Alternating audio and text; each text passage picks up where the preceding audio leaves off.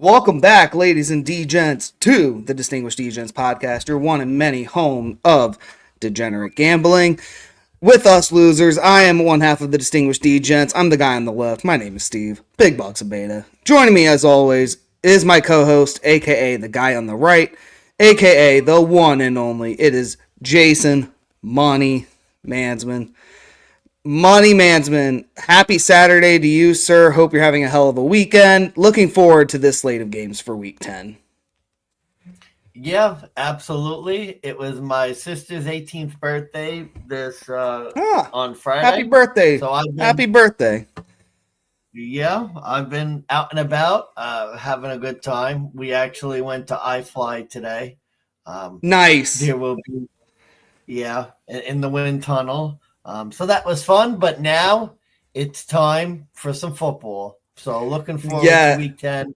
Looking forward to getting back to normal. Absolutely. Unfortunately, getting back to normal means we didn't hit on Thursday night football.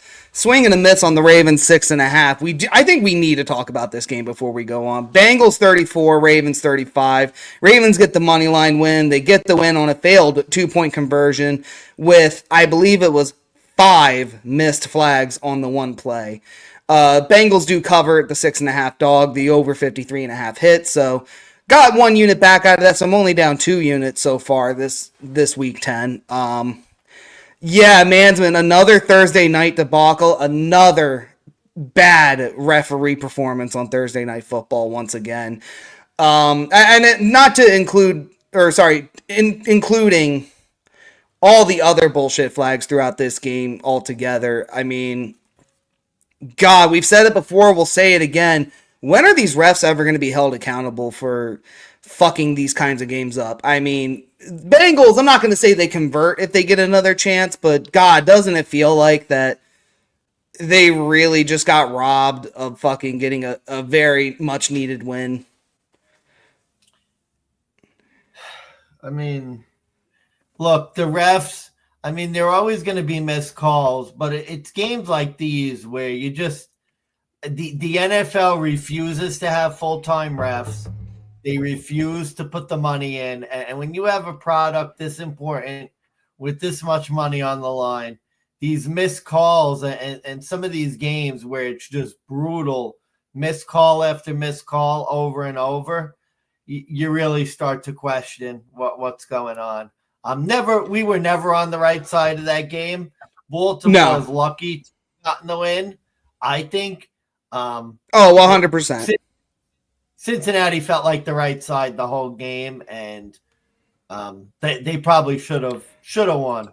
So I mean, Cincinnati was up 21-7 late in the third, and then it just sort of fell back and forth very quick due to a fucking I think it was a faint pass interference or a faint holding that the Ravens ended up getting another drive, and then that was the one where they got the 80-yard long bomb to some fucking fourth stringer that I never heard of in my life. And the next thing you know, you turn around, the Ravens were back in the game. And for something that like this, that was very back and forth towards the end, very exciting. That's the NFL product we do want to see from time to time.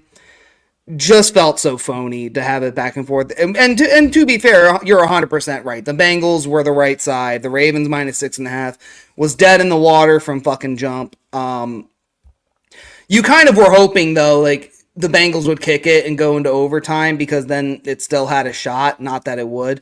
But I will say there was a lot of like sports media commenters. They are so wishy-washy. Some of them last week we said about Tampa Bay and Patrick Mahomes.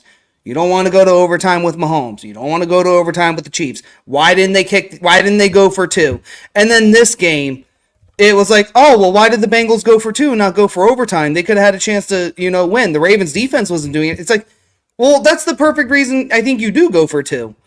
Do you really want to trust your defense too? I mean, it's not like the Bengals defense was doing much better. But, I mean, like, do you think there's a difference between when to go for 2, when not to go for 2? Like, is this some bullshit? Like, I've said it's always a question of variance to me and whether you want a more variance outcome or not. On the one hand, I could see the people who said that maybe Cincinnati had outplayed Baltimore for most of the game. But then having said that, I mean, I think Baltimore was coming into the game either a 6.5, or I actually got Baltimore -5.5 right before the game started. So yay me. Another loss on Thursday. Great value, but wrong pick. On the road, you might want to go for 2 in that situation. So I can't fault the decision to go for 2 there. I think it was probably the right decision and the one I would make if I was Cincinnati. And it didn't work out. Well, and it's like that was their season. It felt like that just felt like their entire season was on the line. They needed that win. That was the play that was going to determine everything. 3 missed face masks, 2 missed pass interferences just on that one play, including the crucial throw. I mean, and the worst part is, like, NFL teams are not allowed to criticize the refs. They get fined and penalized. But honestly, I think if, like, at this point in the league, you're fucking sponsoring all these sports books, you're basically throwing up segments on ESPN, NFL Network. Oh, well, here's the sides you should be betting. This is what you should be doing. No offense, you're going to market this shit, but then you're not going to hold your refs accountable. There's going to come a point where there's protests, either with the gambling community or there's going to come protests within the league itself, and they're just going to be like, well, start hiring full-time refs, or great, we're not going to sponsor this, because at some point you're going to have to get a commission in this to look at some of these fucking games, because I just don't know what else you can do, realistically. I mean, you're more of the expert on that side of things, but doesn't it just feel like we're going to reach a boiling point soon? Yeah, I mean, I think the refs deserve to be criticized, and I think criticism helps. Rather than defending these refs, they deserve to be shit on for games like this. They deserve to have attention put on them, because when you have attention put on you, you can be more successful next time. And again, it's not every single game, and there's going to be bad calls, and there's always going to be complaints. But, I mean, some of these games, and we've seen them before, and we've criticized them. But again, another game like Thursday where there's just multiple blown calls. I mean, guys, this isn't that hard. Like, if our fat asses on the couch can see there's a penalty, people who are being paid, and they should be paid more, clearly, to do this. And we're not even talking about the bullshit with UFC judges where, you know, they clearly don't get paid enough and they clearly are not in an area of expertise to judge MMA. We're talking about NFL refs. They do get paid a salary. They get paid, I think, what is essentially, let's just say for the sake of argument, 6 months a year to do this. But they don't get paid like the MLB umps. They don't get paid like NBA referees. So I don't know if paying them more is worth it, or just literally the investment into making a better referee call. Or better yet, do what the XFL, USFL did. You get 2 challenge flags. Challenge whatever you want. But you only get 2 and make it worthwhile. And if we miss it, oh well. Then at least there's the variance of like the cop, like a coach could get a call down from the top. Hey, you need to challenge us for PI. Don't ask questions, just do it. We'll tell you in the middle of the commercial break. But and we've seen that with God, it's Dean. I forget his last name, but Dean. I forget. He's the head ref of the USFL, but basically, we've seen him before. Dean Blandino. Thank you, Dean Blandino. He's explained. Literally, you see it live. Hey, we're looking at this. Hey, this is what I see. Do we have enough? We need that in the NFL. Because then at that point, like, there's just no excuses. And it's just, okay, well, you had your chance. You could have called it. You didn't. Or you did throw it, but now you get a live view, and there's just more context to play. So at the end of the day, we need more accountability. And I love, last point on this, why don't we do like the XFL where you allow challenges for blatant missed penalties? I'm talking about blatant ones. And I know, the pass interference rule, nobody ever overturned it. Well, it's real simple. You make a determination that you're going to overturn blatantly missed calls. It's that simple. Face mask, that simple. Really bad pass interferences, it's really not that challenging. If something that's so blatant. six beers in can see a penalty on replay. They should let there be replay challenges to penalties. You can't keep getting away with it. That it just feels like at some point there, like I said, we're gonna hit that boiling point. But moving on though, more to other opening remarks. We got essentially what looks like a full slate of football. Only four teams on the bye. That's Cleveland, Vegas, Green Bay, Seattle. We got 6 non-conference games. We got a couple rivalry games still left to go. Couple big division games. So money management. I know we got 13 games it looks like to go over left, but we have a Germany game. We have a really interesting Sunday night and Monday night football. What game on the card is fascinating you the most, or which one have you had the hardest time with before we really get into the handicap? Like, which one are you ready to get into the most?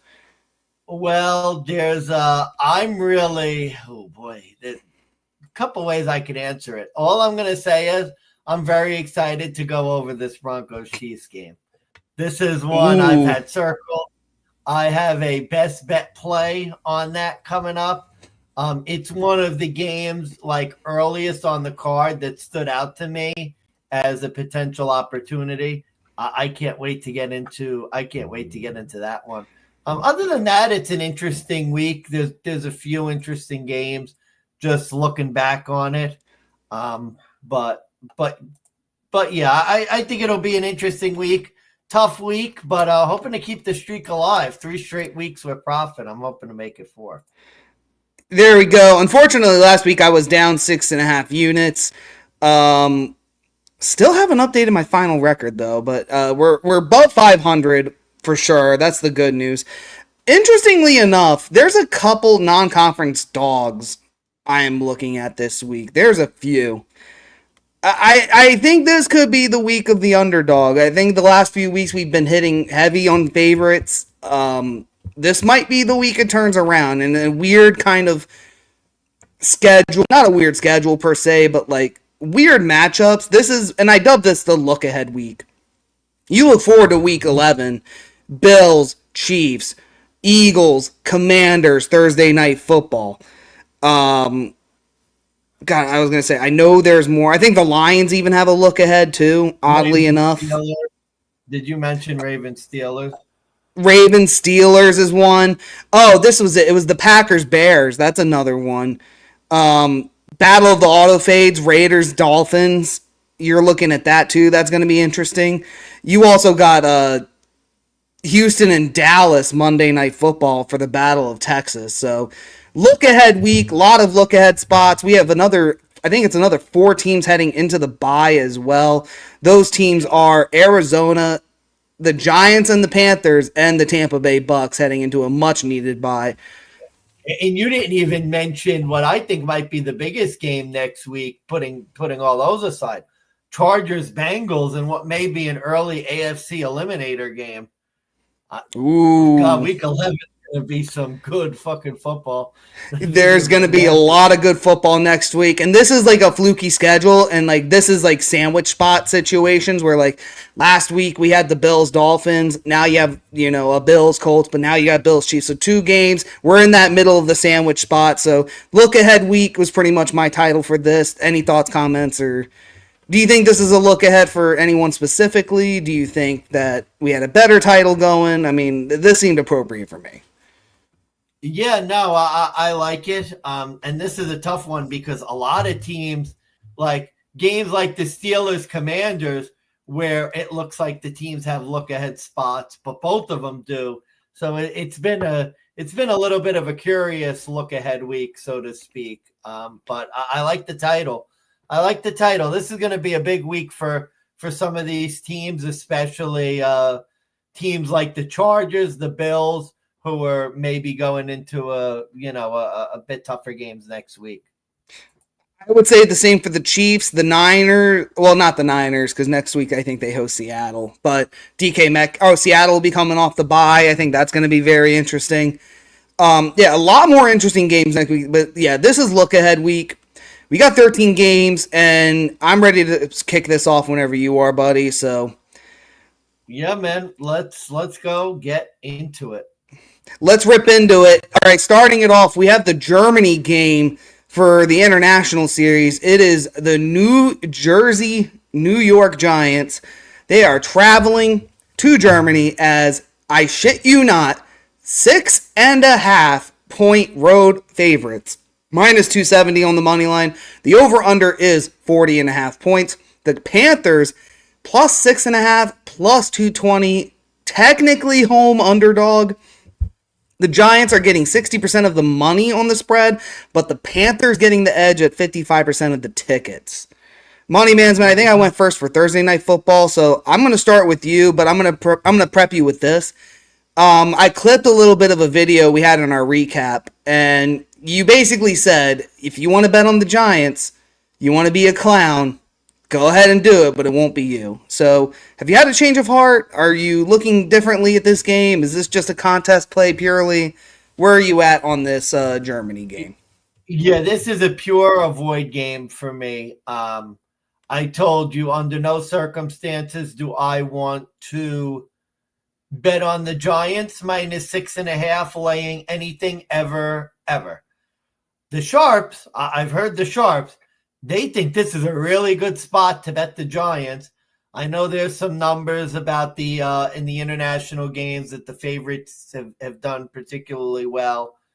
But there's nothing that really excites me about betting the Giants at 6.5 in this game. Carolina's pass defense has been particularly bad. The Giants have been terrible passing the football. I think maybe this could be a game where Tyrone Tracy has a bit of run, although Carolina's defense is better against the run. And then in the alternative, you look at Carolina. They just paid Chuba Hubbard a big contract, which was kind of head-scratching to me. Giants Seemed weird against the run. Defense has been pretty good against the pass. For me, this is purely a contest play. I think even in the contest, there's only one way I could look. I know it's the public side, but I can't back the Giants to win this game with any margin. I think this is going to be an ugly, shitty international game. And it's just going to be a matter of whether it's shitty enough where Carolina has 3 bad turnovers and the Giants score 21 points off of turnovers or not. I think the Giants will probably find a way to win the game, but there's only one way I could look on the spread. And I'm telling you, for this particular game, I know I've said this before and changed my mind. This game, I have no idea what this game's going to look like. No idea over, under. No idea who's going to have a good game. This is a complete avoid game for me, and I'll see what I'm completely avoiding this one. Complete avoid. Gotcha. Is that my dog? No, it's not my dog of the week. I'm just fucking with you. Oh my god. No, that's no, I'm fucking with you. No, okay, here's the deal. This is 2 East Coast teams, both 2-7 teams, both heading into the bye. And this is still what looks like punishment for the Holocaust for Germany, because we had to sit through this mess. I have the most bullshit handicap I think I've ever come up with for this, and I admit this is very bad. But this is a Carolina plus 6.5 spot for me. This game opened up a week ago at 3.5. Meanwhile, within that week, the Panthers pulled it together in a spot that I admittedly called, kind of, not as well as I did the Texans, even though that was also an off-camera situation. However, Panther spot coming off of a win. Not a spot you normally want to bet, but look at these teams. Carolina's pulled it together. Bryce Young got a much-needed win. His motivation, his morale is back up. He's now the starter again. Daniel Jones still threw 2 touchdowns at home for once in his life. They still lost to the Commanders. Why on earth would you lay 6.5 with the Giants as a favorite with Daniel Jones? Okay, here's a little pop quiz for you. In case you think I'm fooling around, just like doing a bullshit. Here's a pop quiz. When was the last time the Giants were a betting favorite ever? Oh my God. Like, think about that for a minute. We're used to Carolina as a dog, but when was the last time the Giants were a betting favorite? I don't even think they were a favorite week 1 against Minnesota, right? They were Nope. dogs, Minnesota. 1 point dog. Yeah. Oof. Go back a full year. Week 1 against Arizona Cardinals with Joshua Dobbs at quarterback. They still did not cover. They still did not cover 4.5 against a Joshua Dobbs. You want to know the last time that they've ever... Actually, you want to know how many times he's been a favorite of 6 or more? Once. In 2020, during the COVID year, when he went up against Brandon Allen and the Cincinnati Bengals in December. And they only beat them 19-17. Did not cover. So I get the sharp angle, because the sharps are right. The sharps are basically saying you blindly bet the favorites in the international games. Statistically speaking, it's a trend that has done very well. I just think this is a spot that trend dies. I really, really do. This is another trend randomly, though, and I think it's a little bit more in your face, but this is kind of where I'm just blindly betting it. Bet the designated home team. They've gone 4-0 straight up this year. Outright. I mean, I don't know, like, why, like, the Giants have lost and failed to cover 4 straight, but the Panthers at least have won and covered as an underdog in with recency bias. Yep. So, I mean, with that said, I got to go Carolina plus 6.5. Yeah. Here's what I'll say. One counterpoint. Sure. Is Carolina coming off their Super Bowl? They've been a bad team. They've lost a bunch of games in a row. They've gotten a win. Now they're going overseas. Are they coming off their Super Bowl? Even if you believe that, though, and even if you believe, are the Giants good enough to make any team pay right now? No. I don't think so. And think of it this way, too. In Germany, the Giants have already flown over there. The Tepper family, David Tepper, he's gone from throwing beers at fans, literally in their face, to closing out pubs, tapping kegs, and doing an all-you-can-drink for free for Panthers fans out there. So I think this is just a spot the Panthers are buying in. They're ready to go. I haven't heard the Giants doing anything to make this game special. To me, this is like ultimate look ahead.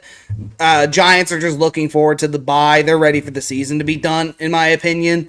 There's questions in New York. Why is Daniel Jones... You even mentioned it last week. Why is Daniel Jones still starting? Why is he still a quarterback? I think you could say the same about Bryce Young, but he's on a rookie deal. You know what you're getting, but... especially recently, too. So, like, the Super Bowl question, last point. I would just argue that, like, ever since Bryce Young really came back, the Panthers' offense has looked a little bit better, although, I mean, you could say they played against some arguably shit teams. Against Denver, it was 28-14.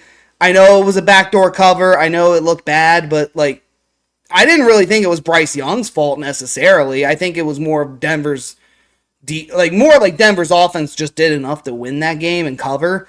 The game against the Saints, though, that was like a wake-up call for me because, you know, Derek Carr normally puts up 23. That's enough to beat this Panthers team.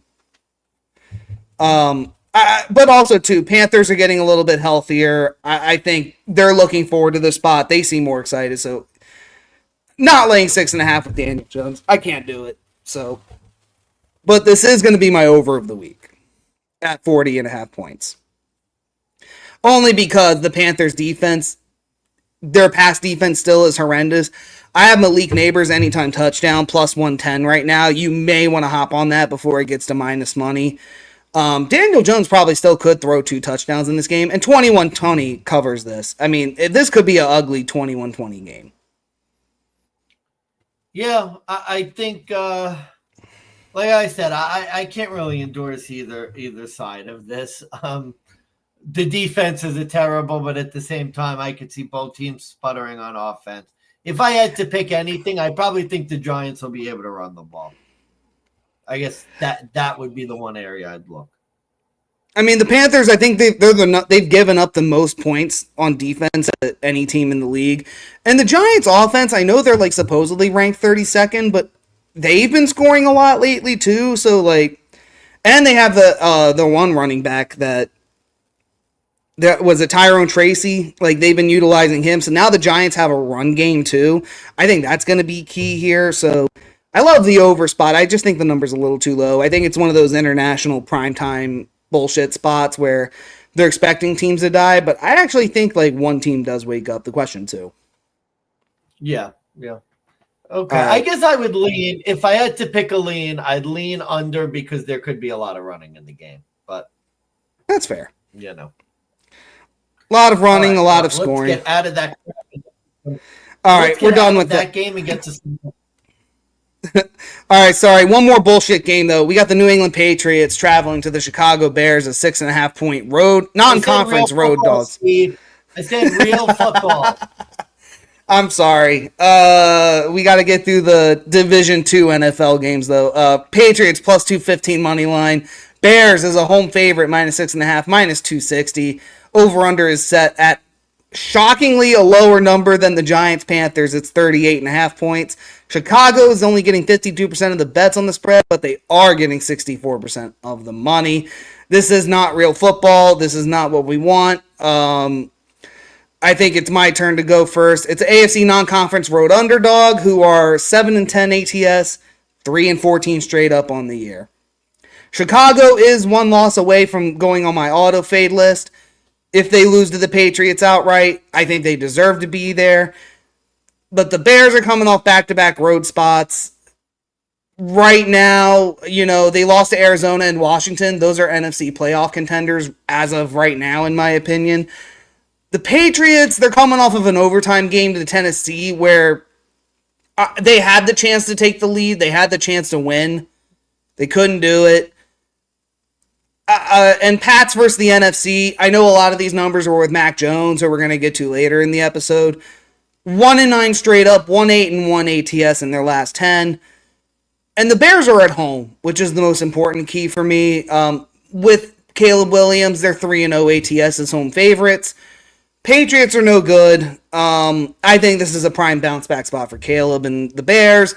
So I'm just going minus 6.5, but this is a contest play. I don't really have money on this. I don't even recommend putting this game in a teaser, truth be told, even though Alfred Wong, I think he would say go ahead and take this down, but I can't endorse that. Yeah. The Bears have been a different team on the road. I think the number's a bit high, but it just seems to me this is the type of game the Bears are successful in, games against these mediocre teams who are no good. They have a game against Green Bay next week. I just kind of feel like coming off the back-to-back road games, this is a game that the Bears have to win, and I feel like they'll find a way to get it done. Much more confident Chicago money line. The 6.5, this looks like a game that could end on the 6, maybe a late backdoor. But this is a game the Bears defense looks good. They've been much better against the pass than the run. I think I don't see New England being able to throw the ball a lot. Tough road spot for the Patriots here. I think there's only one way to look in this game, and I think that's the Bears. So I agree with you. Especially too after they had that really bad week and people are saying how much they suck. Sometimes after weeks like that, the team bounces back and finds a way to get This is like a buy low spot for Chicago. Like, again, last week this opened up, it was 6.5. We're looking at this game, it's still 6.5. That shouldn't be right. Don't forget, too, Patriots coming off overtime, rest disadvantage. Team coming off overtime, Bears was done early. Yeah, I'm with you there. This is a great bounce back spot for Caleb. So I like the Bears. Instead, I said Alfred Wong. It's actually Stanford Wong. So Stanford Wong teaser. You could play this. I wouldn't endorse it, but yeah, great spot for the Bears. That's my pick. Over under pick here. I'm going under 38.5. Drake May's been getting a lot of love, but I mean, I'm not sure how impressed I was with his performance against the Titans. I don't expect him to do much more. In fact, I expect him to do less. And I'm pretty sure the Bears at home, their defense performs a lot better too. I know they held Tennessee to 17. They held Jacksonville to 16. They held the Carolina Panthers to 10. So, yeah, I mean, you're holding the Patriots under 20. I forget what the team total was. I don't think I played it, but may want to consider an alt spread Patriots under if you want to have some juice in a parlay. So, Gotcha. In this one, I'm probably looking to the under as well for the reasons I described. I think that's a good Bears defense bounce back game. And with the Bears, I expect that in the games that they've won, they kind of haven't asked Caleb Williams to do too much. Maybe they'll lean on that run game a little. Not that they have a great run game. So I'd go that way. gotcha. All right, next up, you want some real football? Here's some real football. How about your Buffalo Bills? Traveling to Indianapolis as a 3.5 point road favorite. They're minus 210 on the money line. Colts plus 176 home dog with Joe Flacco. Over under is 46.5 points. Buffalo, big public team according to FanDuel. 86% of the bets, 85% of the money. I will give you one stat before you go because it is your team. I do always give you the honors. Teams coming off, or sorry, that's the wrong one. Public teams since week 5 getting 66% or more of the money and the bets. 17-0-1 ATS. Oh boy. I heard a lot of sharp action on the Colts, but other than that, I've really kind of been lost on this one. So I'm sure you looked into this more than I ever did. So give us your take. This has what I'm afraid of is this has the prime effect of a letdown look ahead spot. Bills looking ahead to the Chiefs game. They got a massive win against Miami that, to give you an idea, the Bills' magic number to clinch the division is at 5. It is November 10th. Their magic number to clinch the division is at 5 right now. Please, Literally. so elaborate the magic number for those who don't know at home. Right. So that means a combination of Bills wins and Jets losses, at least as it stands now. Meaning that if the Bills win 3, Jets lose 2, they clinch the division. They're on pace to clinch this division by the end of November, first week of December. Like the Bills are going to be, the Bills could very well be close to clinching this division by Thanksgiving. Like, I mean, that's the level of football we're talking about. And, you know, am I going to bet it? Probably not, because I'm a Bills fan. But if you are looking in terms of, numbers, and where do you have the Bills? What do you have in your particular number? What do you have? I have 3.5 at minus 115. Okay, DK actually has a 4. Yeah, it's one of those, like, you could get the 3.5. You just have to pay a little bit more of change. If you want the minus 110 or a little bit less, you have to take the hook at the 4. So I didn't want the hook, so that's why I'm picking the 3.5. But okay, and what makes me afraid in this game is Jonathan Taylor. Jonathan Taylor could be a massive factor in this game against the Bills defense that hasn't been awesome against the run. But here's the real factor, okay? Ready? This is going to be high-level insight. Despite all of that, I still think the Bills are the better team, and I still think you take the Bills unless Amari Cooper doesn't play. No Keon Coleman. He's already out multiple weeks with a wrist injury. No Amari Cooper. That's cluster injuries at wide receiver. at that point, you might want to take a look at the Colts. I think the Bills will find a way to win, but this is probably the game that would surprise me the least if they lose, because this looks like a prime. You talked about look ahead week. This is the ultimate sandwich spot. Bills get a big win, looking ahead on the road in between two home games. This would be the week for them to drop the game. I might be looking to Indianapolis anyway. That's going to be my play for the contest, Indianapolis. Damn. Don't let Buffalo hear you say that. Here's my problem. I get it. Here's my problem. You need to have faith in like two things for the Colts going right, and I just don't see either one happening. Number one is Joe Flacco having a good game. We just saw last week, and again, you can correct me if I'm wrong, but like maybe it was a spot play. Flacco didn't really look that great with that Colts O-line and with the Bills front four. I know pressure has been an issue, but it just feels like this is another game like the Bills had against the Seahawks where they are just going to beat down on a fraud team that has no business standing up to any playoff contender. And the Bills defense is just going to have their way with Joe Flacco, who really can't move much in the pocket compared to Anthony Richardson. That's my problem to start with. Another problem I have is the Colts defense. They are historically bad. They are 31st in rushing yards allowed on average. Forgetting the passing yards, they are literally only ahead of Carolina in that stat. They allow damn near 150 yards a game on average just on the ground. So as much as you're afraid of Jonathan Taylor, if I'm a Colts fan, I'm more afraid of fucking James Cook, Ray Davis, Josh Allen on the scramble. And this just feels like a Josh Allen game manager situation where I don't think they're going to really blow the Colts out of the water per se. But they're going to make this look like an easy win. Like they don't have to put much effort in because they are going to look forward to Kansas City. And I just don't think the Colts are that good. I'm getting a 3.5 number.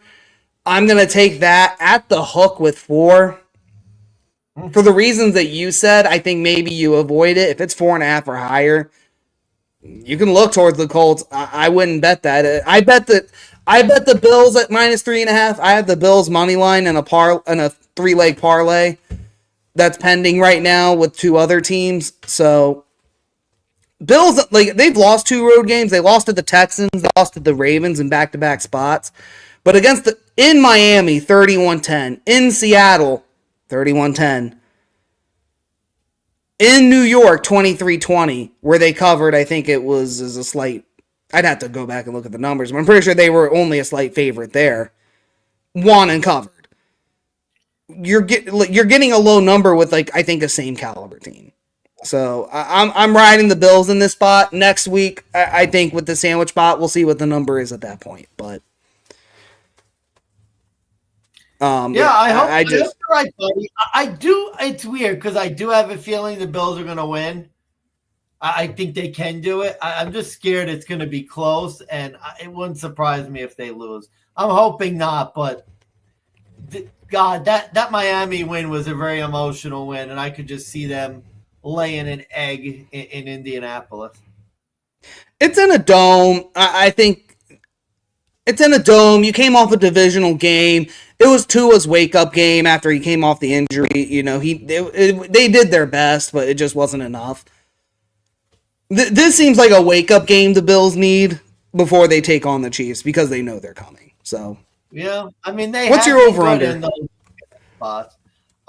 Let's see. Yeah, my over-under for this game. Jeez.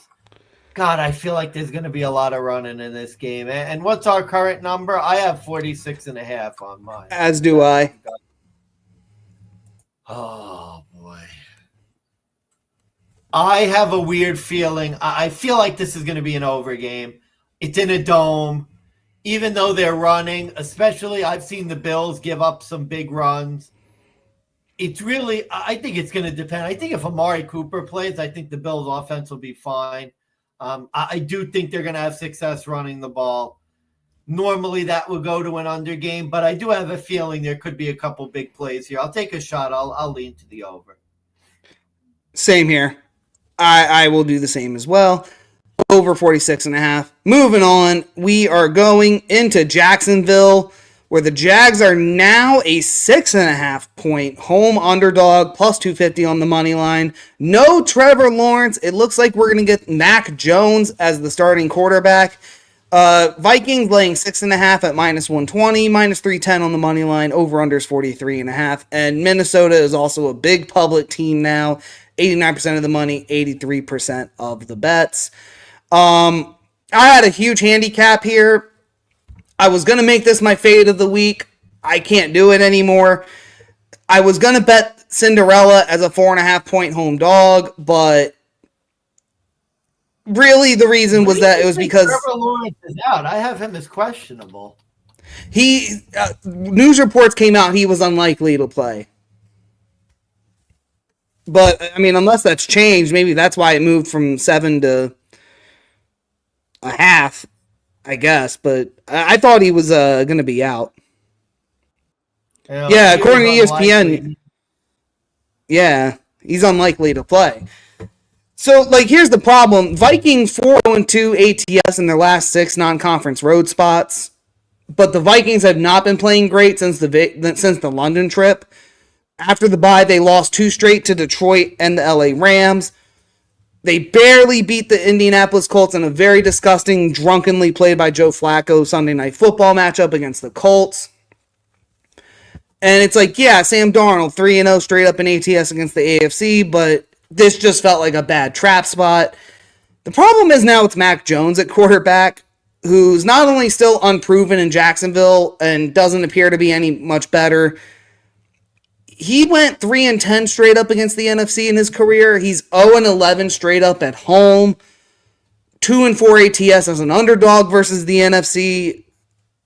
Bad spot. And if I'm wrong and Mac Jones proves us wrong and he beats this team, the only thing I have to say is maybe Dougie P makes him the permanent starter, because we've seen that before with Nick Foles. But I have no faith in this Jags team at this point. This is a no play for me. I want no parts of it, because I wanted to be on Jacksonville, and I can't get behind it. So, yeah, I guess for the contest, I'll take the Vikings, but no bets for me on this game. Here we go. Ready? Here's an asterisk. We're going to put an asterisk next to it. And I think I'm going to bet it today before the news is announced, because I want the 7 or the 6.5. Okay. This will be an asterisk. We'll call it an alternate best bet of the week. If Mac Jones plays, you need to bet, especially if it's under 10 points, and it might not even matter, you need to bet on the Vikings. Here's why. Vikings rush defense, statistics-wise, let me give the stats. 3.8 opposing rush yards a rush. That's third in the league. 81.9 rush yards a game allowed. That's second in the league. In the alternative, teams passing against the Vikings defense, they give up 250 passing yards a game, 28. We know that Mac Jones is total shit. If Mac Jones starts in this game, he is going to have to throw the ball for the Jags to have any chance of success. I don't see it happening, and we know how bad the Jaguars' defense is. It's real simple. If Mac Jones plays, the Vikings are basically going to be guaranteed money. So with that, that's the alternative best bet of the week, the asterisk best bet. If Mac Jones starts, the Vikings are basically – you might as well consider them like free money. They're a free bet. They're going to win here. Free money. You might – we'll have to talk in person tomorrow when we see. You may convince me to hop on the train with you.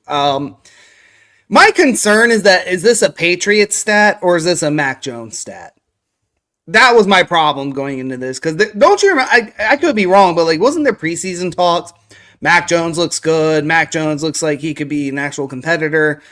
He's going to be with Dougie P. He's known to give backups a chance. No, okay, I was tripping. Come on, buddy. We remember Mac Jones. Yeah, we do. Okay. Under 43.5 for me on this game. If Mac Jones starts, honestly, even if he doesn't, and it is Trevor Lawrence, I think this is an underplay because I can't imagine a hurt Trevor Lawrence coming in is going to do much on offense in the passing game. But even with Mac Jones, I mean, against the NFC spot, it's never bode him well. I don't think he's ever scored above 17 in the last 6. So, yeah, give me. Oh, actually, I think I have. Let me check my list. I think I may have lied and said I have a bet on this game, but I just want to be sure. I don't. Okay, we're good. Okay, so TBD on this, but yeah, give me.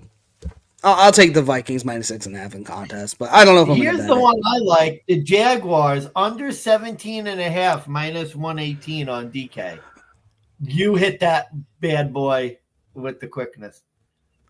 But, oh Especially boy. if you like the under in the game, I think the safer bet is under the Jags because this looks like a game that could be 30-10, 20, 26, 10.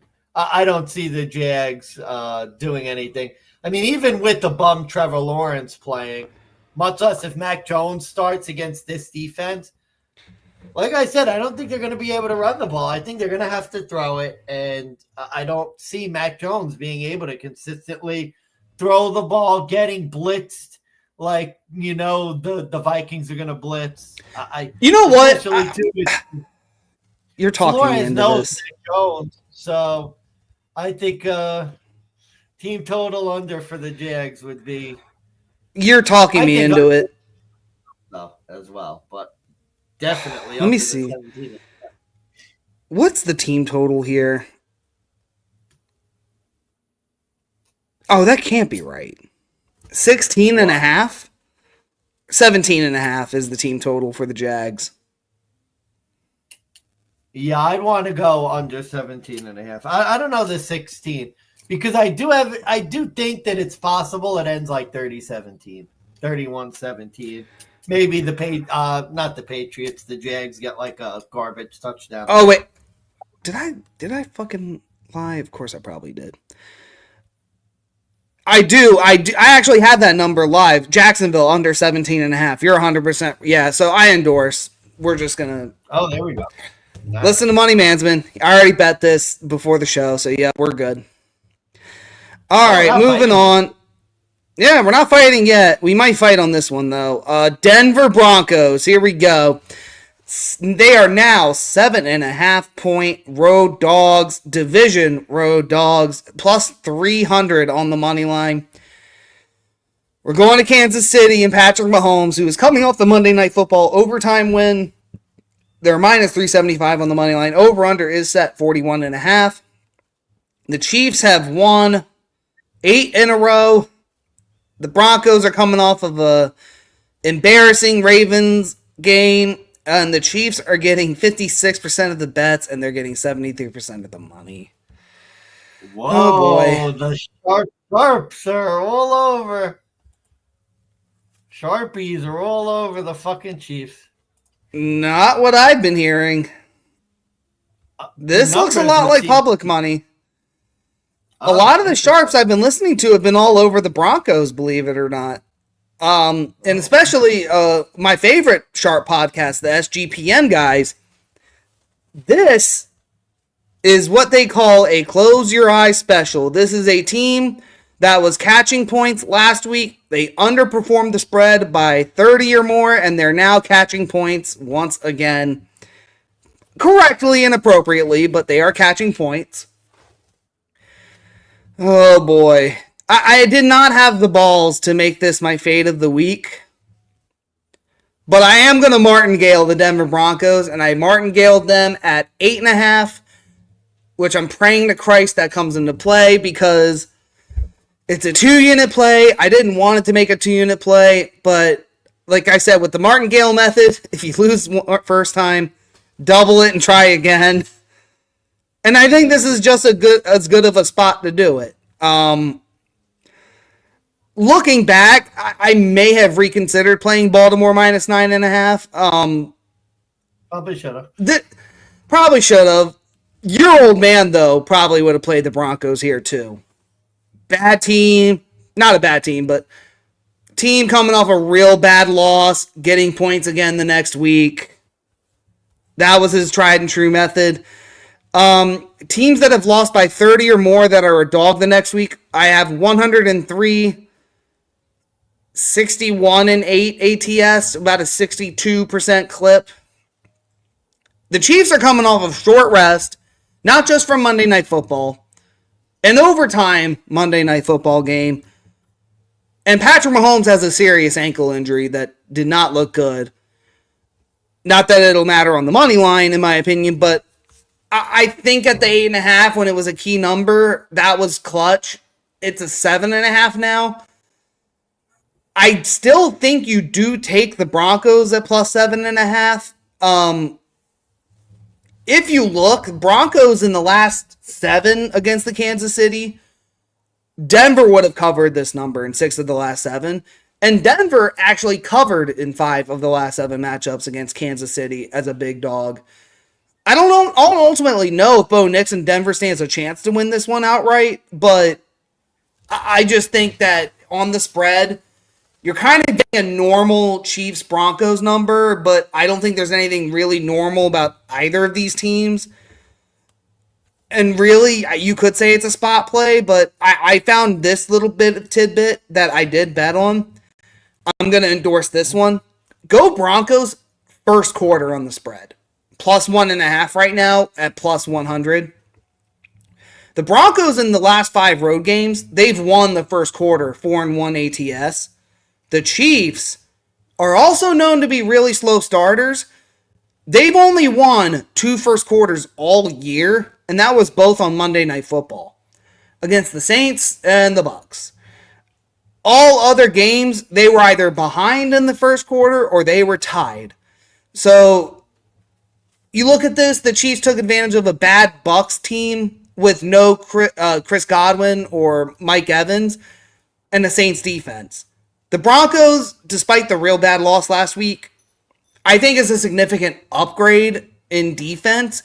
Just with transitive property alone, look at how the Denver Broncos rolled over the Tampa Bay Bucs when they had Mike Evans and Chris Godwin.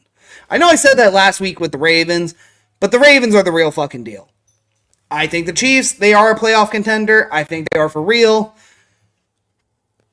But this is just not the spot I want to try and lay points with the Chiefs. Not yet. I think the second time around when the Broncos and Chiefs play, that'll be the time you blindly bet the Chiefs, take all of my money, whatever the spread is, I don't care. Not this game. I think this is the game you roll with Denver. I hope they win. I really do. I just think it's a bad spot for the Chiefs. Broncos coming off of a real bad loss. So I'm going with the points. Okay. Well, I told you, teased it before the show. So it's one of my best plays. Maybe one of my favorite plays of the year, honestly. And my play is going to be my dog of the week, Denver Broncos. Yeah, that's right, buddy. Oh, boy. I told you last week that Denver had their look-ahead spot and that it was – I think they've been focusing their bullets on this game. Close your eyes special. Even better, Kansas City coming off of Monday Night Football. Now, the only downside is I believe this is a back-to-back road spot for the Broncos, which isn't ideal. That is correct.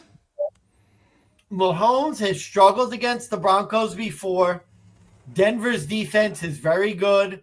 We know the Chiefs, they don't win a lot of games over 7, especially against a decent team like Denver.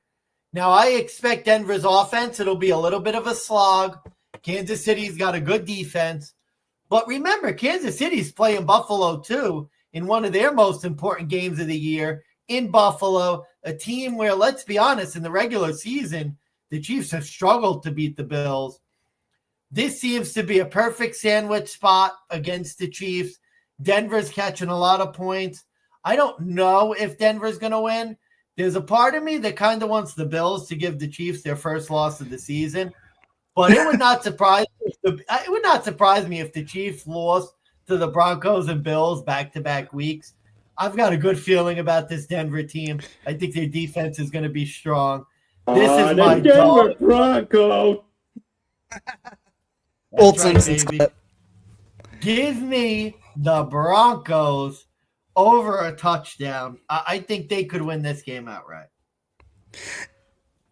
I did put them in my money line round robin at 3-1. You have to at 3-1. It's a round robin. They're a must play. They're a plug-in. You have to in the round robin. And again, I don't think they win over a touchdown though. I think I loved it more at 8.5. 7.5. I'm a little concerned because I think the Chiefs are one of those teams.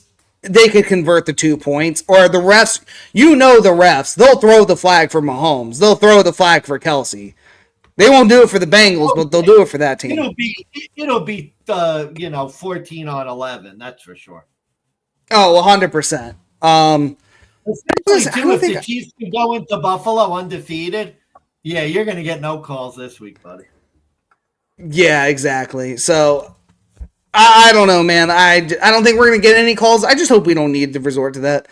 This my concern for the Broncos too. This may be like the game that just determines we're still not good enough. Like we were kind of on the cusp of wild card last year with Russell Wilson. We abandoned him. We went with Bo Nix, the rookie. We seem to be doing okay. He seems to be our franchise guy, but like this just feels like the game. Well, I'm not saying we have to win, but could we be close? Could we at least be competitive against the division leader? Because if we even can't, then we're nowhere near where we need to be with Sean Payton, and now we're probably looking at a new head coach. So I just hope we wake up for this spot. I've got nothing left to say. I have over 41.5. This was number 2 for my over of the week. I do expect Bo Nix and Denver to get 2 touchdowns in this game at least. So I think 14. I think Mahomes, it's going to be close and ugly, but that's how they play it. I think, like I said, this is another like 22, 21, 23, 21 kind of game where it's going to be close, but it hits the over. So yeah, that's weird. I would have to look under here just because I could see this being a tight, low-scoring type game.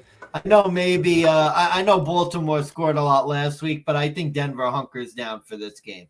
I think this is a game Denver wants to. I'll mention this too. We have a division road dog, 7-7-1 ATS, 4-11 though straight up. They're 9-6 towards the over this year. Division road favorites, 14-7 on the over. So division road teams, those games you're looking at just by the numbers alone, you're looking at 23-13 on the over. So I lean over at such a low number, 41.5. But you're 100% right. If Denver's defense shows up, they shut down Mahomes. This could be a deadbolt under game. I think it has to be for our handicap to work. If not, could be Could be 14 Chiefs. DeAndre Hopkins did look pretty good in that Bucs game. All right, next up, we have another divisional matchup in the 1 o'clock slate. It's the Atlanta Falcons laying 3.5, -196, traveling to New Orleans, and Derek Carr. No more Dennis Allen, though. No more offensive coordinator. But the Saints dropped from 4 to 3.5, +164, over under 46.5. Oh, boy. Well, Mansman, Dennis Allen, bye-bye, good riddance, but what the fuck are we doing with this game? Well, I mean, I think there's only one way my power rankings can look. The question is, do the Falcons, or not the Falcons, do the Saints get the dead cat bounce? Their coach seems to be a little bit of a motivator, making some staff changes, shaking things up.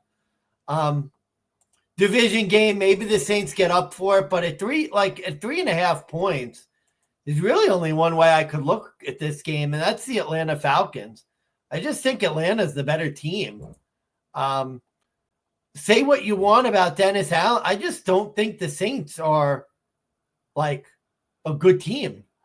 They haven't really been good since the first 2 weeks of the season. They've lost 7 straight games. Atlanta's coming in essentially as a top 10 team. New Orleans pass defense is terrible. We know that the Saints could throw the football. Maybe I'm missing something. I don't know why this line's so small, except for the dead cat bounce.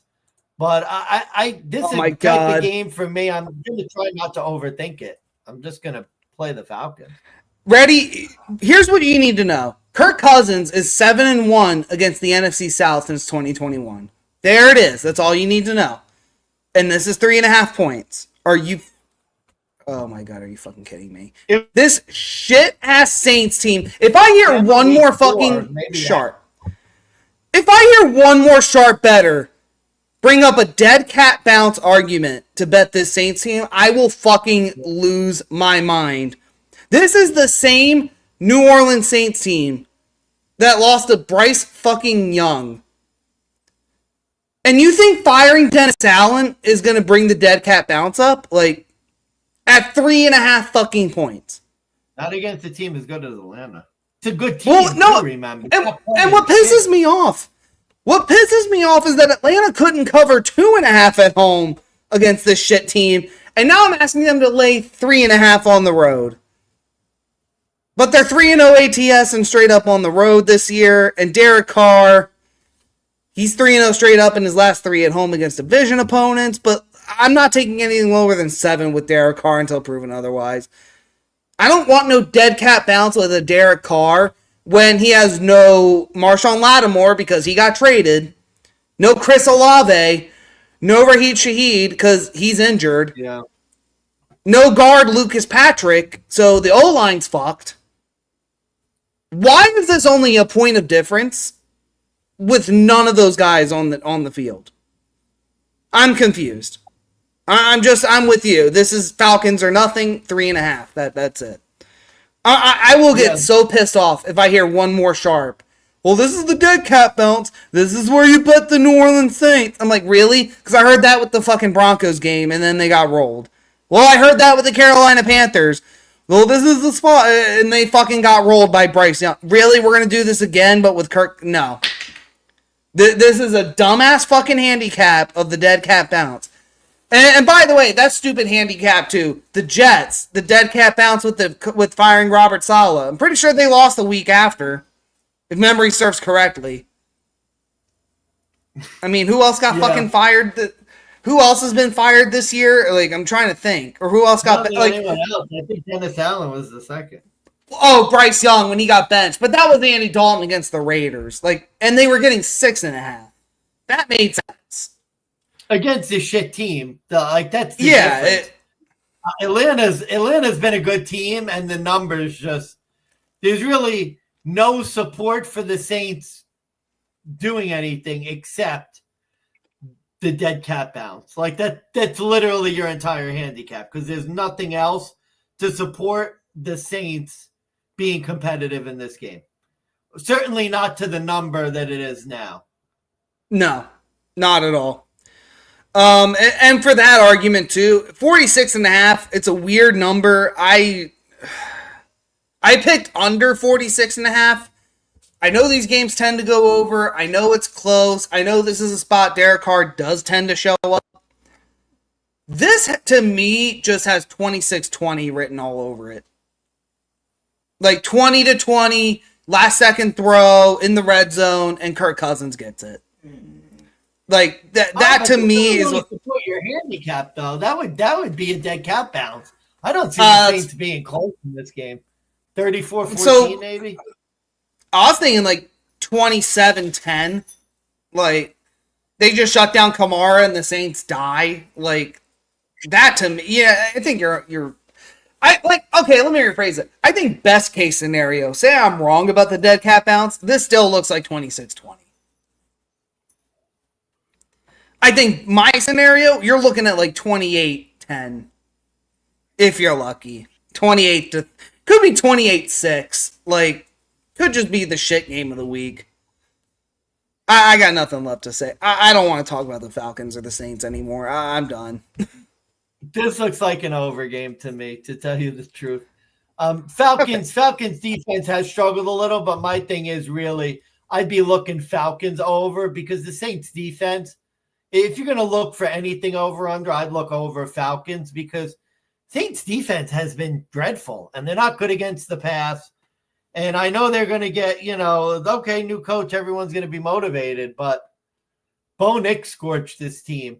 And Dennis Allen. Wait. The Saints are going to be motivated.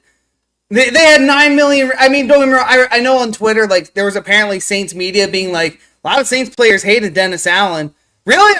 I think they should be on Michael Thomas. They should probably hate Derek Carr because they don't have a fucking quarterback. They should probably hate Spencer Rattler too.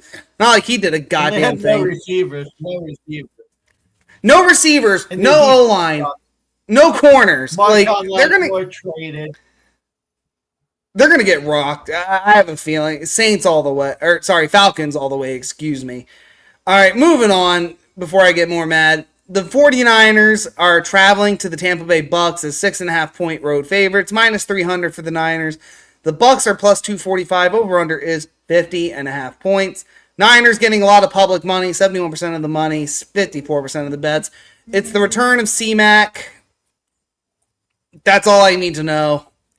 I really don't have too much for this handicap otherwise. The Bucks have gone from going 2-0 to losing 5 of their last 7. They've lost 3 straight with no Mike Evans and Chris Godwin, and they're heading into the bye.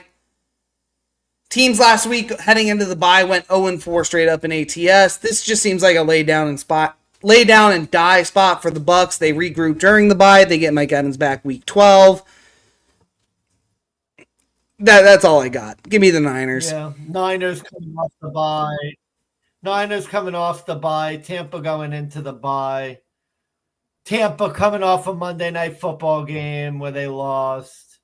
Tampa has no pass defense. Not that Tampa has no pass defense. Niners 5th in the league passing the football. Tampa's rush defense isn't that great either. San Francisco 159 rushing yards a game. There's really I'm sort of elongating it. There's only one way to look in this game. That's the San Francisco 49ers. Even though I don't think San Francisco's maybe as good as they've been in recent years. Looks like a really bad spot for Tampa, sort of sputtering in the bye, leaking oil. I don't think this Tampa team is really as good. The power rankings actually have them rated pretty closely, so that's something I'm going to have to keep an eye on. I just think the spot is really bad for Tampa. I don't think Tampa's that great. The NFC West puzzles me. I'll go. If I'm going to play this, I'm going to just bet my San Fran money line and call it a day. But I think even against the spread, the only way I could look is San Fran. Fair enough.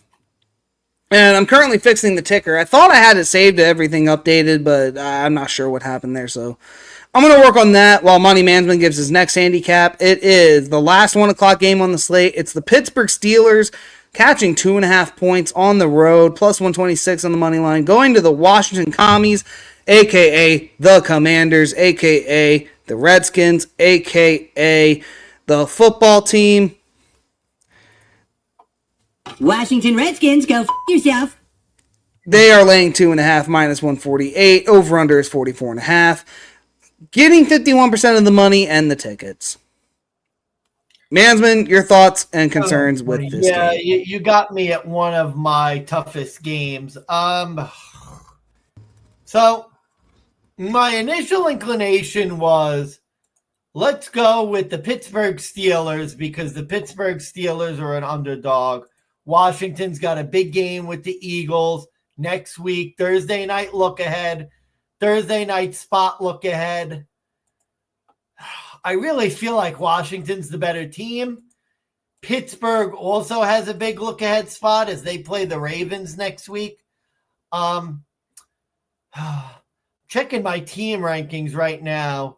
Steelers number 8. Oh, Washington's defense 28th against the run. Good against the pass. Pittsburgh doesn't pass a lot. Boy, that was with. You have to remember that was with Justin Fields. Yeah, that's true. Wilson is slightly better. You look at the Steelers' defense; they've been weak against the pass, 20th in passing yards allowed. Washington, number 11, pass yards a game. This is a really tough one. This is a close one, and I'm going to go back and default to my old rule. Both teams have look-ahead spots. I think these teams are pretty close in terms of I give the Steelers the edge on defense, Washington the edge on offense. I'm getting Mike Tomlin on the road as a dog. When in doubt, go with the points. I'm going to go with the points here. I'm going to go with the Pittsburgh Steelers. But this is probably my least confident handicap. Other than sort of my complete avoid game, this is probably like my least desired handicap of the week this week. Fair enough. I'm going a different route here, though. I'm not playing this time. This actually is my dog of the week. I'm going Pitt Steelers on the money line. They are going to roll. I think they're going to roll this Commanders team that has gotten away with a lot of lucky wins lately. And I mentioned earlier, too, how bad the AFC is in non-conference road spots, especially as a dog. And if I didn't, it was in the Patriots-Bears spot where they're 7-10 ATS, but they're 3-14 straight up. I'm betting on Russell Wilson on the road, where when he was with Denver, he went 4-12. But I'm not betting against Mike Tomlin as a road dog. I'm not betting against Pittsburgh against the NFC, where they've won 5 straight as a non-conference road spot. You have to remember, early in the year, week 1, they went to Atlanta as a 3-point non-conference road dog, beat them outright. They did it the last 4 times as such, too. So I just think the Commanders, I've been looking for a spot to fade them. I've been looking for a time to bet against them. This, to me, is the time you have to do it. And this Commanders defense is the most inconsistent defense I have ever seen since Leslie Frazier with the Bills. That's how bad this Commander spot could be. And I think everyone's praising Jaden Daniels, rookie of the year. They're saying Commanders offense is good. They have a Thursday night football look ahead to the Philadelphia Eagles. Not just an NFC division rivalry look ahead. It's a Thursday night football. And that to me is another key. Those Thursday night football look aheads have done me well. So this is just a prime spot. I'm going Pittsburgh all the way here in this spot. So Thursday night football look aheads, 7-10-1 ATS on the year. Yeah. And 12-6 on the overs too. Yeah. No, I love the play. And I was close. My only fear was the Ravens look ahead spot, but yeah, I endorse it completely. Endorse it completely, but have concerns. Not very confident, but I endorse your thinking. I think that's the way to approach this game.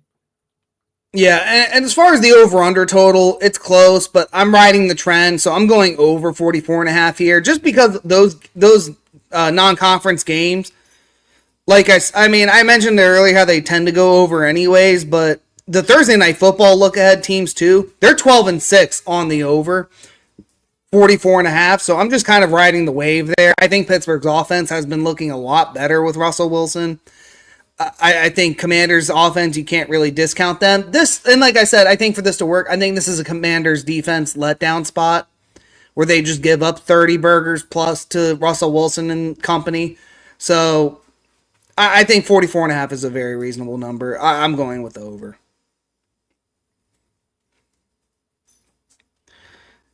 Yeah, I think I go with the over too. I think Pittsburgh could force a couple turnovers. I think their defense is going to be key, but at the same time, I think Pittsburgh's going to have to put up points to win. I think it probably goes over as well. And if those of you can't hear in the background, that is the puppy Rush. He is losing his ever-living mind. So I'm going to introduce the next game. I'm going to let Money Manson ramble. I'm going to let them outside. So we're into the 4 o'clock slate. It's the Tennessee Titans plus 7.5, plus 290 on the money line. They're going to the Los Angeles Chargers at SoFi Stadium, who was laying 7.5. They are minus 360. Over-under is a whopping 38.5. I'm going to step aside real quick while Money Management gives his handicap, so I will be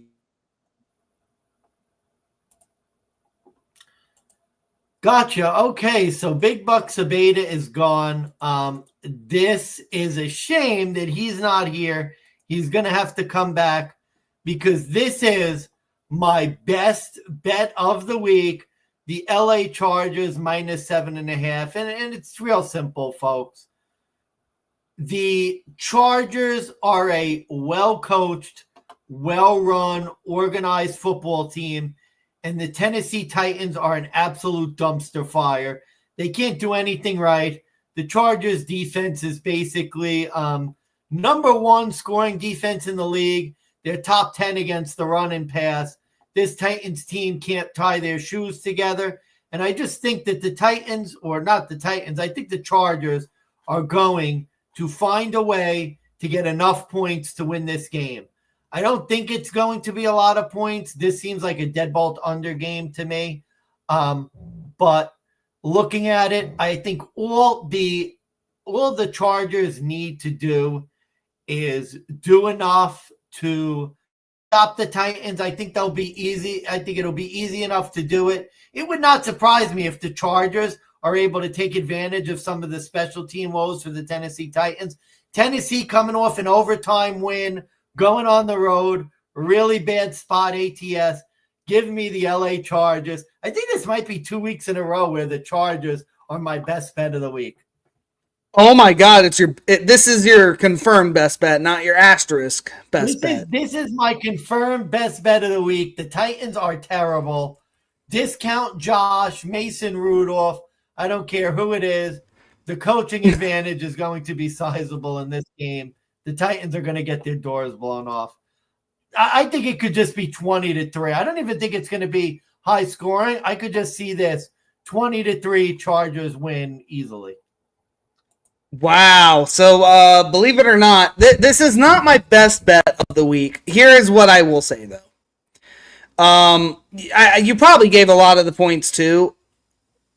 The coaching advantage is the key. Harbaugh is a lot better of a head coach than whoever the fuck Tennessee has. Oh, and by the way, Tennessee is coming off that overtime win. Do you know what their ATS record is after a win since last season? That's probably not good. 0-6. And on the road, 3-9 ATS since last season. And you're getting Will Levis, so I'm hoping you're queuing up your Will Levis interception prop at -170 if you want free money. This defense, I am. Yeah. Here's my play. This is going to be, now mind you, again, I bet this at a different number. I bet this at 39. This is my under of the week, under 38.5 points. Believe it or not, the Chargers have held every single opponent this year to less than to 20 points or less. The Titans have not scored more than 20 points except once this year, which was Miami it was Miami Dolphins with Tyler Huntley at the helm. They have not scored more than 17 points in 2 of the last 12 road games. And in terms of the cover, it is Chargers or nothing here. So the fact that this is your best bet, I'm standing behind you on this one, and I'm going to pray that you're right. The Chargers are notorious for losing bullshit games like this before, but that was with Brandon Staley. They're more improved. They're way more disciplined. They're a lot better at home this time with Harbaugh, and this might be the higher of the year. And they're getting a drop in class from last week when they took on Cleveland. So this is just Harbaugh doing everything he did last week to Jameis Winston. Probably more. So we have a double best bet on this game. We have the under and we have a Chargers -7. And I endorse the under. I think this is a deadbolt under game. Like I said, 20-3 comes to mind. I want any Titans under you can get. And definitely that was my bet. Real quick, for the interception prop, by the way, Chargers, number 8 in forcing interceptions. We know Tennessee last most interceptions thrown as a team. Oh my God, and it's -170? God, am I going to do this? Am I really going to do this? The interception? Am I going to make it a 2-unit play? Is he really -170 to throw an interception? Oh, they took it off the market. Hang on, let me see what's on. Let me double check. He's minus 170 to throw. Jesus Christ, that's bad. It was. When I checked it this morning, it was a minus 170. I just checked the Fanatic Sportsbook, and it's not even on the market. They pulled it. It's like they know. You can make the case, John. Not John.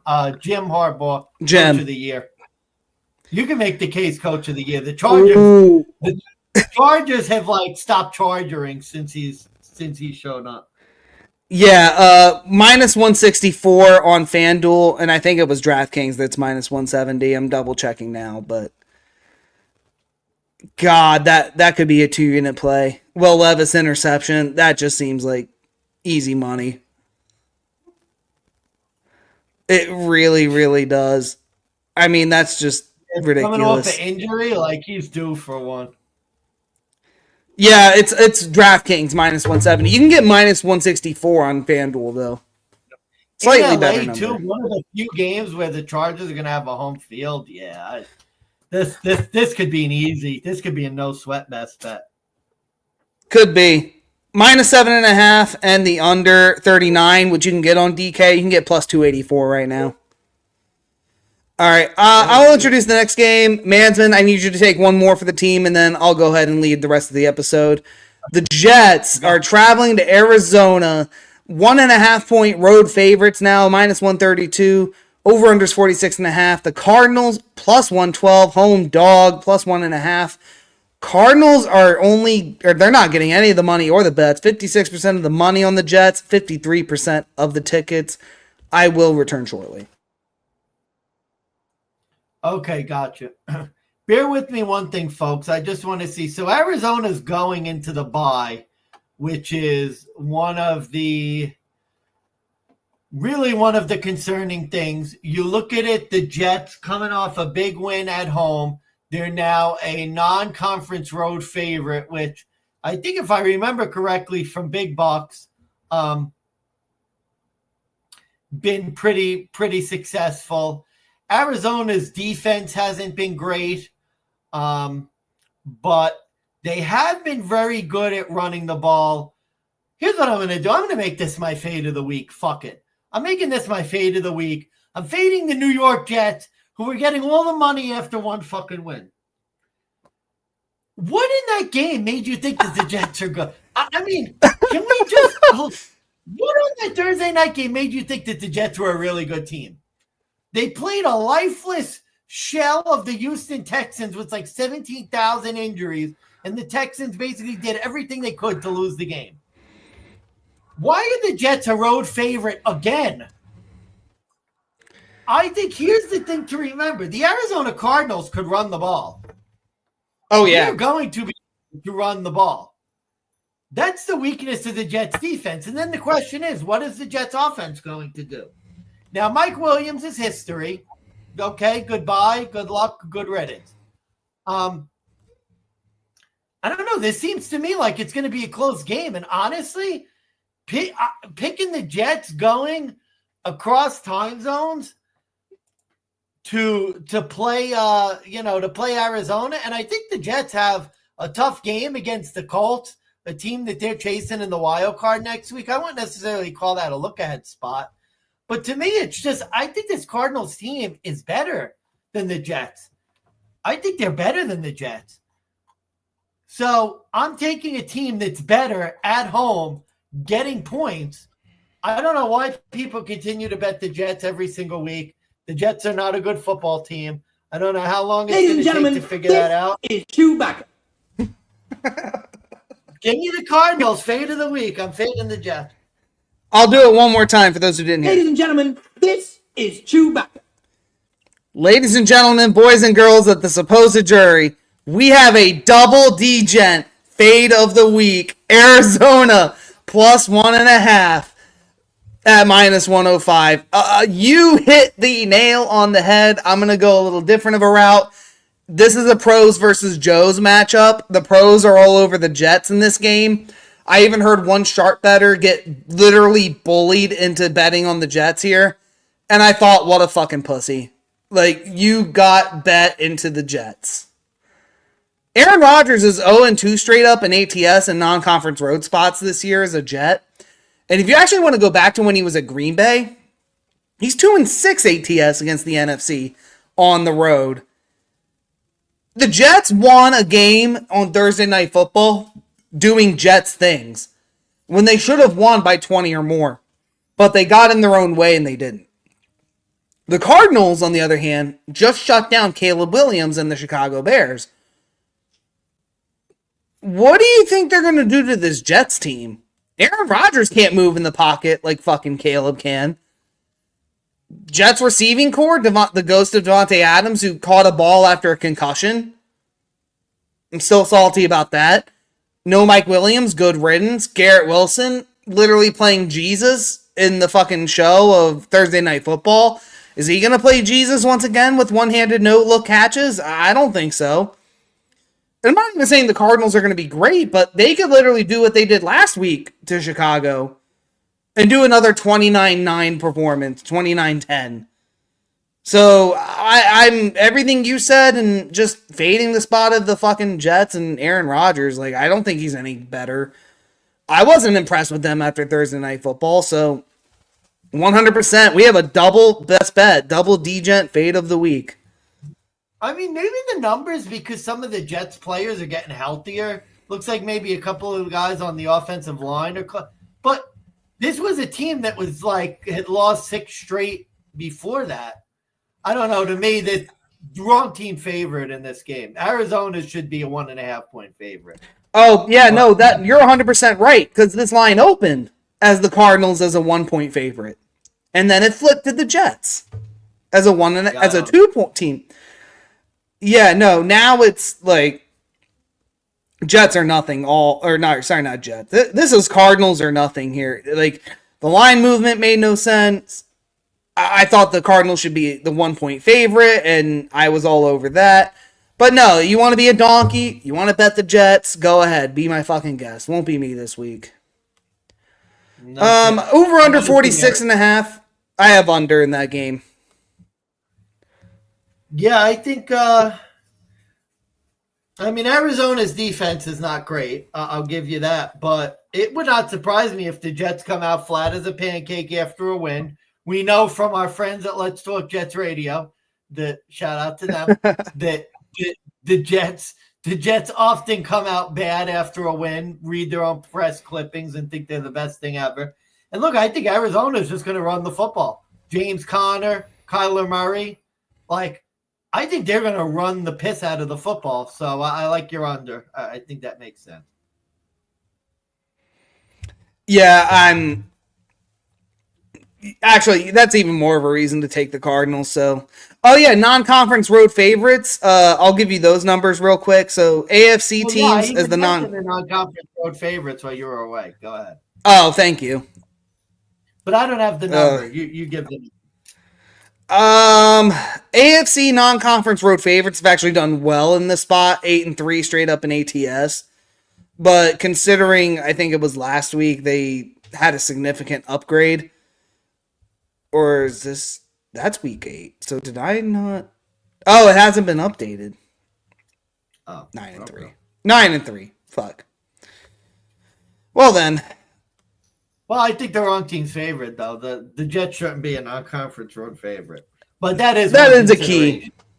That is a consideration because non-conference road dogs 7-10 ATS 3-14 straight up. So, I agree with you. Wrong team favored.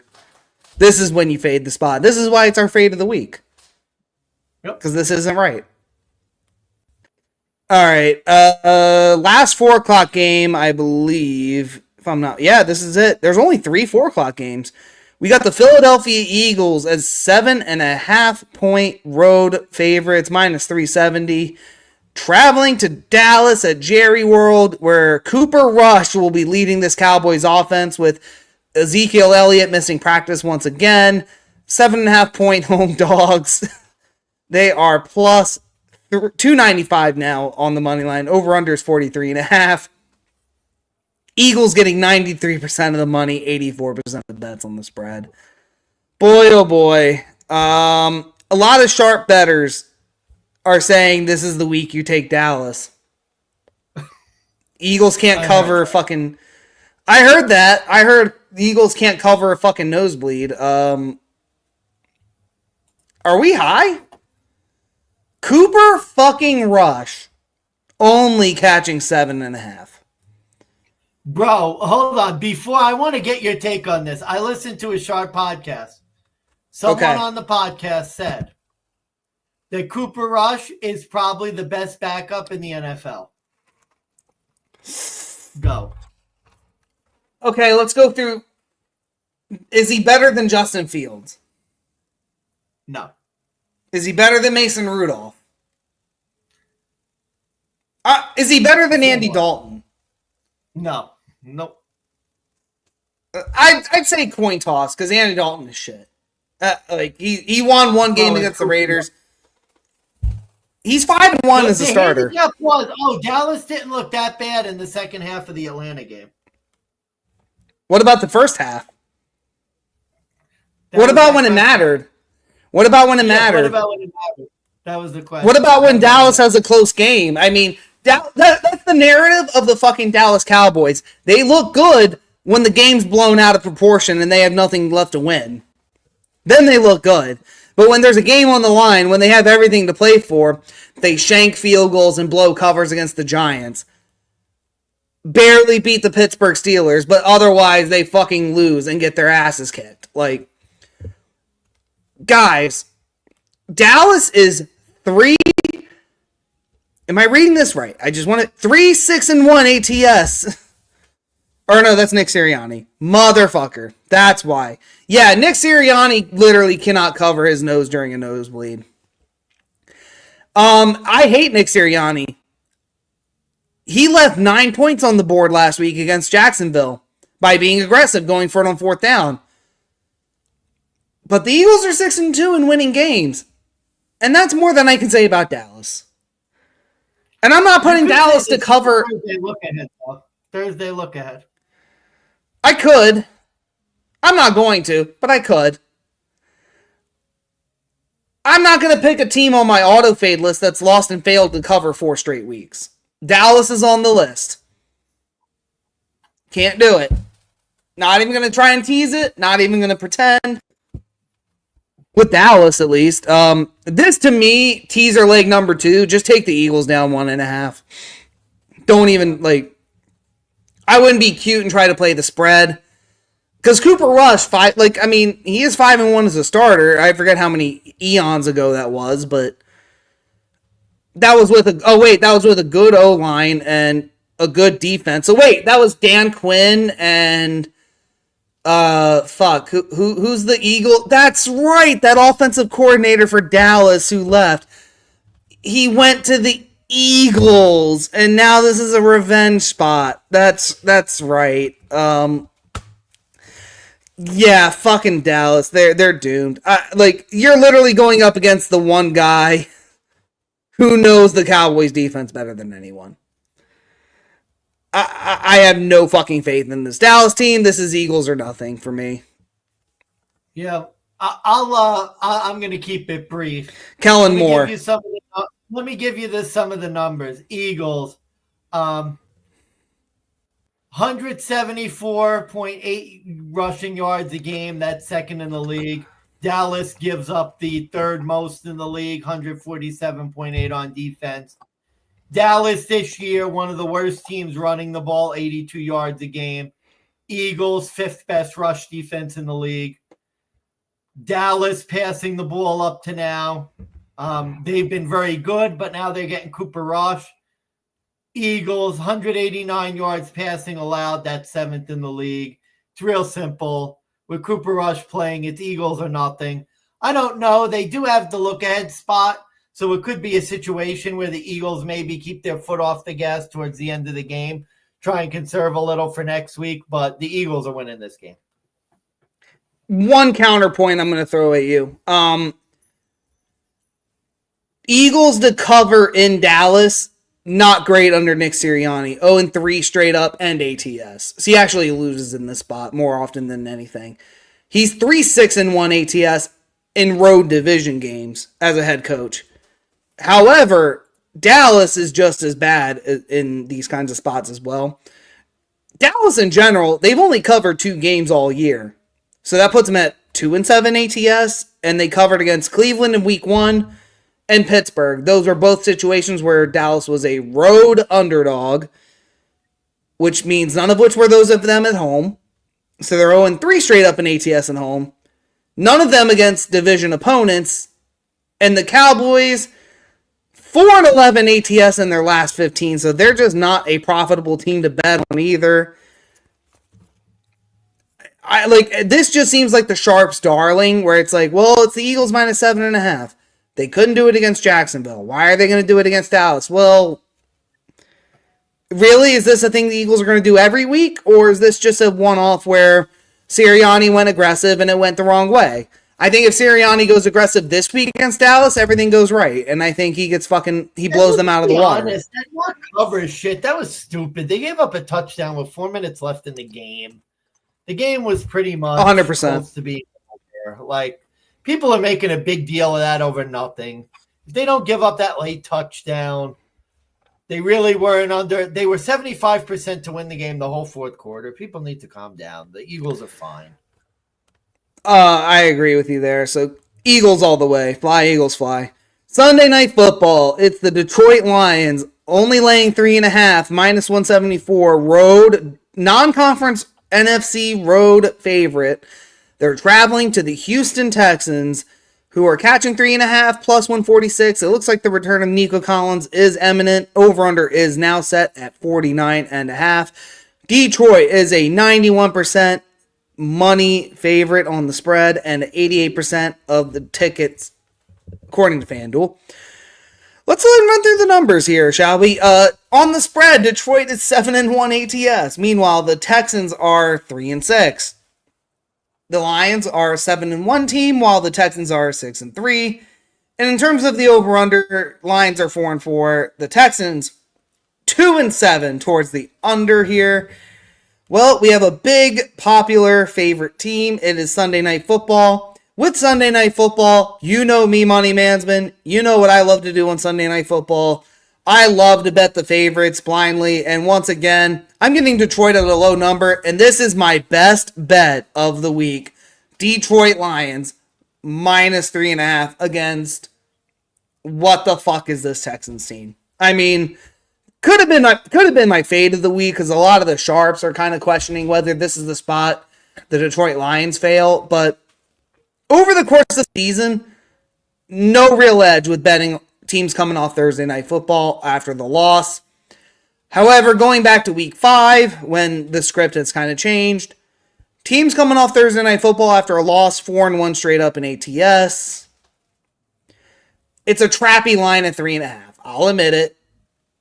Because Houston also kind of got their ass kicked against a fraudulent Jets team. With Nico Collins coming back, shouldn't this be like 4.5, 5.5? So why is this only 3.5? My concern and my problem is, why are we still considering the Texans to be a good team? I mean, they haven't really looked all that great all year. All I've literally heard this year about Detroit was, well, they can't win in the elements. They can't win outdoors. Well, they just went into Green Bay and beat the fucking Packers in the rain. Really mollywopped them in the rain. I was told Detroit in primetime, they can't shine great in primetime. They're not good under the lights. Well, they're 6-2 in primetime. If you want to include Saturdays and Thanksgiving, I think they've won like 4 straight in primetime now. Covered 4 straight as well, so that doesn't seem to be an issue. Well, Detroit's in the spot. It's weird. Well, Detroit is just a covering machine. They're the best ATS team since last season. They're 8-1 ATS as road favorites. They're 8-1 ATS against the AFC in the last 9. And they're a huge public team, which I think if you were a normal bettor, you're a concern. The public's been on the right side since week 5. And this is one of the bigger ones. I'm not concerned. If the public agrees Detroit's the right side, then I agree Detroit's the right side. Such a stupid low number.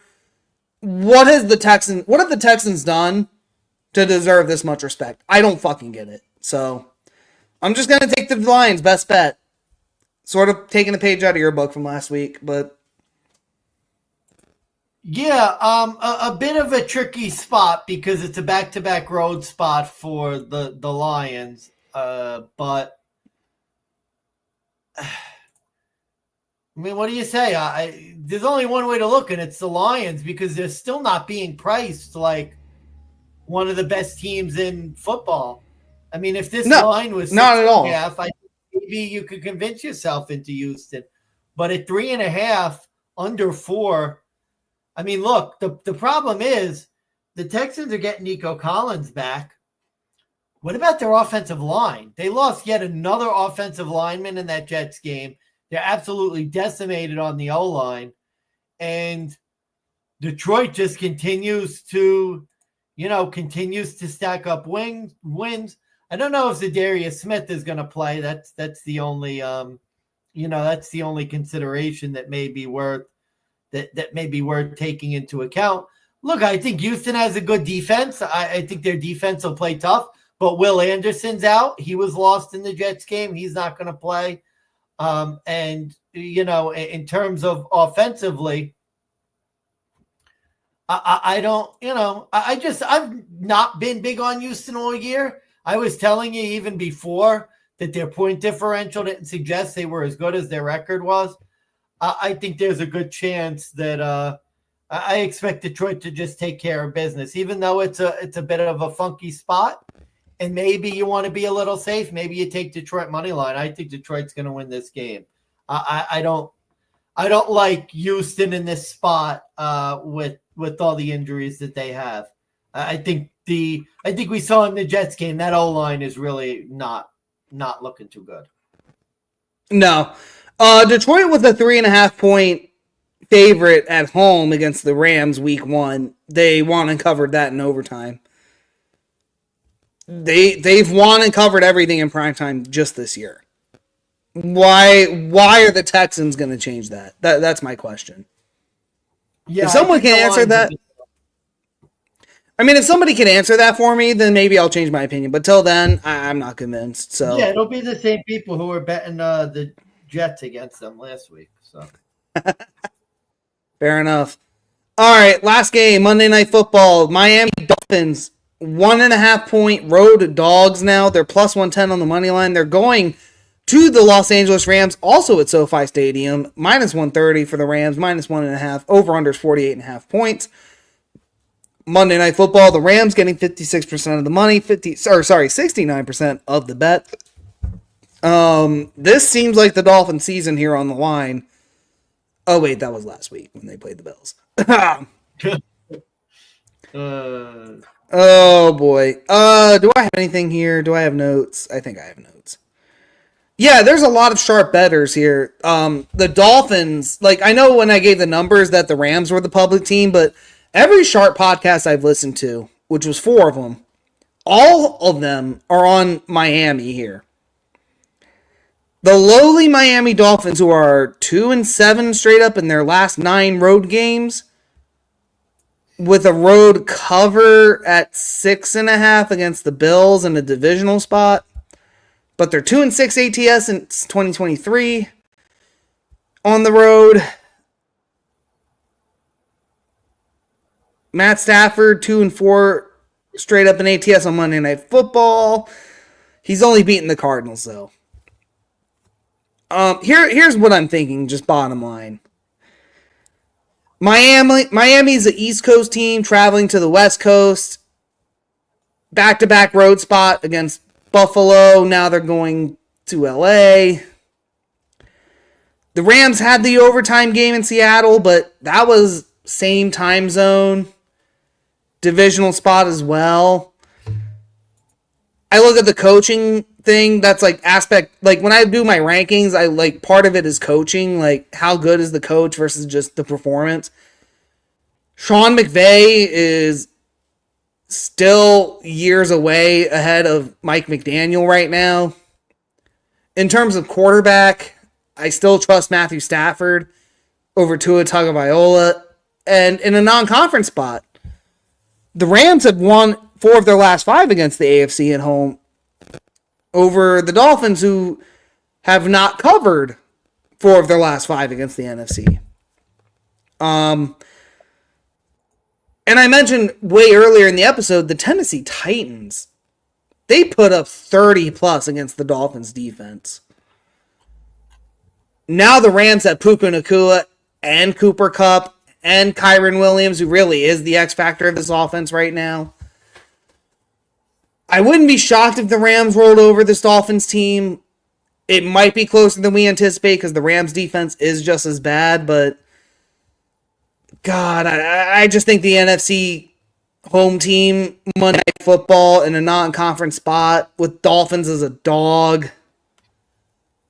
God, it just seems like the Dolphins are not the right spot. Like every sharp wants to fade the Rams, and that's fine. I'm not convinced that the Dolphins are the team to do it. Yeah, this is close because I feel like the Dolphins feel to me a little bit like the Rams of the AFC. That are kind of just like a team that's sort of middling, should be better. Although obviously the record doesn't say it because the Dolphins' record is bad. I don't know. These just seem like 2 similar teams, and I think you give the edge to the NFC being the better conference, McVay being the better coach. Rams are at home. I don't have much for this game. I think the Dolphins are better than their record says that they should be. The stats, they're kind of just in the middle of the pack in sort of everything. They just seem like they should be an average team, and they're not. So that would tend to make me think that the Dolphins will get to 500. It is a dream crusher type spot where it feels like the Dolphin season's over. So sometimes that team does show up and put in a performance, but I don't know. I'd probably slightly lean to the Rams just based on the fact that I think the coaching advantage is there. And in these close spots, looking for something, I think neither team really has a look ahead. I think I'd have to slightly go with the Rams Monday night. There we go. And with the over-under pick for this game, not sure if we gave it out for the others, but I am going on the over for this game, over 48.5, just because I'm concerned with both defenses. I just have a feeling this could be a defensive letdown spot. Sort of like what we saw with the Bucs and the Chiefs last week, where it kind of came down to the fourth quarter, but they eventually got there. So over 48.5. But agree. I agree. Endorse. Right on. All right, we're on to our closing remarks. This is the end of the episode. We got to give out our best bets once again for those of you who fast forwarded to this point, if anybody does catch this. Otherwise, Money Mansman, give us your best bets of the week one more time for the people. Right. So my fade of the week, double DGen fade of the week, Arizona Cardinals against the New York Jets. My best bet of the week, 2 weeks in a row, LA Chargers -7.5. Look at that. You got them all queued up. My alternative best bet, the Minnesota Vikings, if Mac Jones gets the start. So be sure Don't to have play that one as well. And my dog of the week, oh shit, I'm blanking on who my dog of the week was. Who the hell was my dog of the week? Of course, your Denver Broncos dog of the week against the Kansas City Chiefs, +7.5. Oh, geez. All right, what do you got? Jesus, there we go. All right, best bet of. I think I played first. Crazy. Best bet, we're going to Detroit Lions -3.5. Once again, the double DGent fade of the week is the Arizona Cardinals +1.5. Under of the week, under 39 points or under 38.5 for the Chargers-Titans game. My over of the week was the Giants-Panthers game in Germany. We're going over 40.5. I'm fading a lot of the sharps on this one. Panthers are the worst defense. Defense wins games, and the Giants' offense is not as terrible as we think. My dog of the week is the Pittsburgh Steelers, +126 on the money line. God, this feels like, I think this is the week. I feel like this is the week we have to build a D-Gent round robin. Or a D-Gent parlay. This feels like the week. Well, you said we were going to get together. Are we getting together tomorrow? Yeah, man. The Abeta household is open. Caitlin will be just throw her out there. My wife will be gone for the next 2 days, so the Abeta household is wide open. No, here's the real question. So the Abeta household is open. You know what the question's going to be. Are we getting together for the Holocaust or not? Oh, 100%. Oh, 100%. We are. Oh, by the way, the Blaze is coming. I will be bringing the Blaze. Oh, God. It's happening. It's happening. All right. We're both on the Broncos plus 7.5. We were both on the Arizona Cardinals. Oh, we can get it plus 2.5 on Fanatics. Do we want to take it? Oh, shit. Yeah. Okay. All right. We were both on that. Oh, you love the Chargers. I do too. So we'll take that. And we both love the under. Yeah, we'll throw my under 39 points there on as well.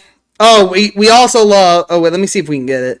We love Will Levis to throw a pick. Yep.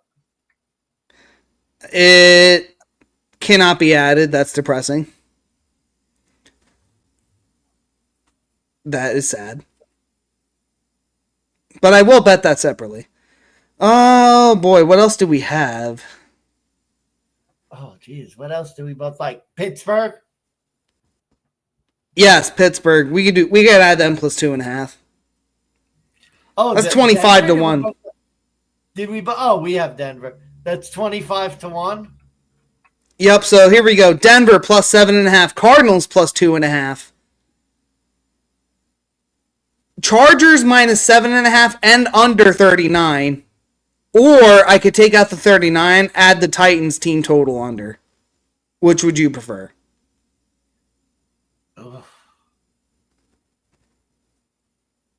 Oh, man. I kind of like both of them. Ooh. Now, we'll go under 39. Do you want to do straight parlay, or are we getting that round robin action going? This is for a parlay. Oh, we can get it boosted, though. Oh, jeez. Okay, so where do we stand now? Oh, and the Jags. We have the Jags team total. We both love the under on that.